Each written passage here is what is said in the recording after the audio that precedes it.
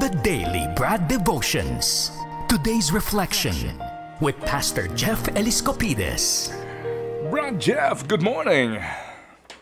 Good morning, Brad Ted. Napakaganda naman ng bungad ng pagkakabati mo sa akin.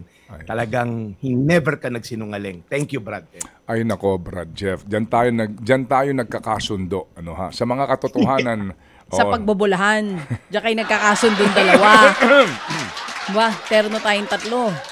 All black on Monday. Okay, sige. So, Brad Jeff, marami nag-aabang nito. Ngayong araw nga ng Monday sa ating magandang balitang hatid ng The Daily Brad. Yes, Brad Ted, batiin ko muna si Pastor Vetty at saka si Sister Josie Gutierrez. Nag-speak ako sa church nila last Saturday, Faith Works Christian Church. Friday pala, Faith Works Christian Church. Thank you so much for having me. At of course, si Tita Miriam and Tito Babet Lipata. Kahapon na-meet ko si Tita Miriam sa isang party. Talagang alam ko na, Brad Ted, pag lumapit sa akin, seniors, at nakangiti, fan mo yon. Walang sablay. Alam ko na yung pasok. Pakisabi po kay Brad Ted, love na love ko siya. Pinaparating ko lang. Salamat na ho ng marami. Ako po'y namamangha talaga. No? Kung ano ba meron tayo. At ang mga senior, hindi, joke lang po. Salamat na marami sa ating mga suki ng mga senior. Nagawi ako ng SM Mega Mall nitong Thursday. Ganun din. Oo. Ang mga senior na akin ng kadaupang palad ay talaga naman tuwan-tuwa. So salamat din po na marami. Tuwan-tuwa din po ako na kayo po'y makilala. Thank you. Very good. Yes, love na love natin yan. Pag medyo bata, umapproach sa akin, nakangiti, fan ni Chacha yun. Chacha. Hindi na ako kontra dyan. Sige. Okay. Anyway, excited po lahat tayo for 2024. I'm sure nakita na natin. Lagi yan, yung survey. 96% ng Pinoy. Sabi ko nga, sa SWS nung December 31 po yan. At okay naman po yan. Every January, excited tayo lahat. Ang challenge nga lang po, yung paano ba masusustain to, no? Merong nga isang nagsabi, ano daw ba New Year's resolution?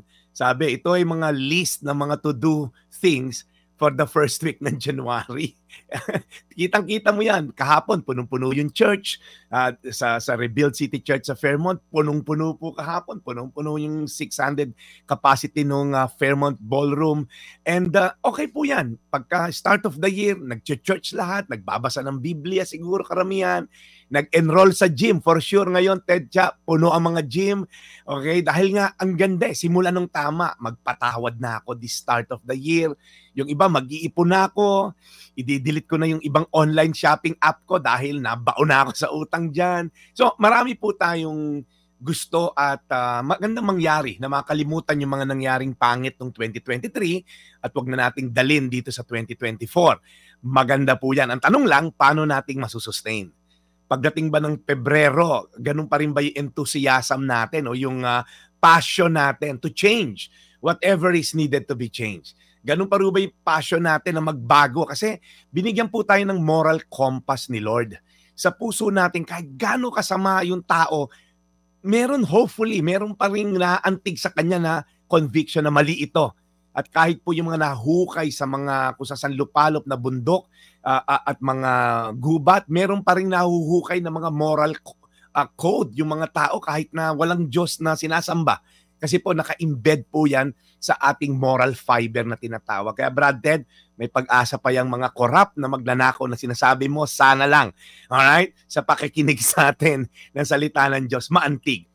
Paano natin masusustain yan? Nasa Salmo 37, 18 hanggang 19 po ang sikreto dyan.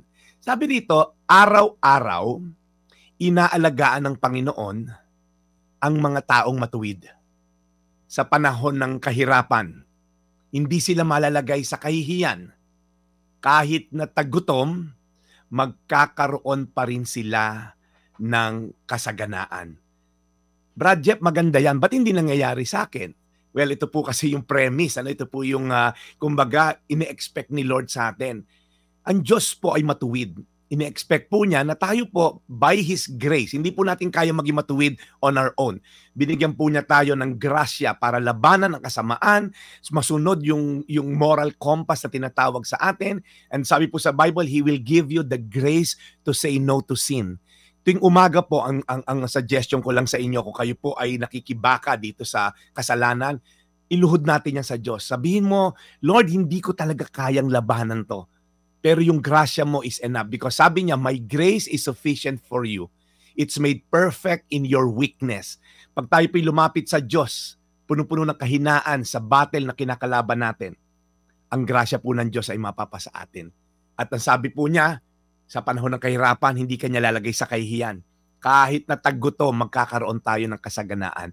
Yan po ay pangako niya sa mga taong ibinigay ang tiwala sa kanya. So tayo po'y manalangin na sana po araw-araw magkaroon tayo ng moral conviction. Alam mo yung mali. Alam mo yung dapat gawin. Pero wala tayong lakas para labanan yung mali at i-embrace ang tama, bibigyan tayo ng grasya ng Diyos. Tayo po'y lumapit sa Kanya. Panginoon, marami pong salamat dahil sabi mo sa Bible, you do not keep records of wrongs. Hindi ka nagtatanim ng galit, hindi ka naghahanap na kailangan bumait ka bago kita bigyan ng grasya, labanan yung kasalanan. Lord, if we come to you as dirty, as filthy, as sinful as we are, sabi mo sa salita mo, yung grasya mo will come to us. So Lord, nawa Panginoon yung kahinaan namin ay magsilbing kalakasan dahil sa grasya na bibigay mo sa amin. Kaya nga sabi ni Apostol Pablo, I will boast all the more of my weakness because when I am weak, you are strong. So Lord, yung mga taong hindi lumalakad na matuwid ngayon, Lord, bigyan niyo po sila ng moral conviction na ang buhay ay pansamantala lamang dito sa lupa at may eternal na naghihintay sa amin. So Lord, bigyan mo sila ng longer perspective ng buhay. Mahaba pa itong giyera na to sa kasalanan. Bigyan niyo po kami ng pangsalag at kalakasan. Salamat po sa mga taong lumalaban ng patas at matuwid. Amen. In Jesus' name. Amen. Amen. Amen. Mahal na Panginoon, muli po maraming salamat sa araw na ito at sa muli, magandang balitang hatid ng The Daily Brad. We pray, Lord, para po kay Brad Jeff sa kanyang pagmimisyon. Lagi niyo po siyang aalagaan.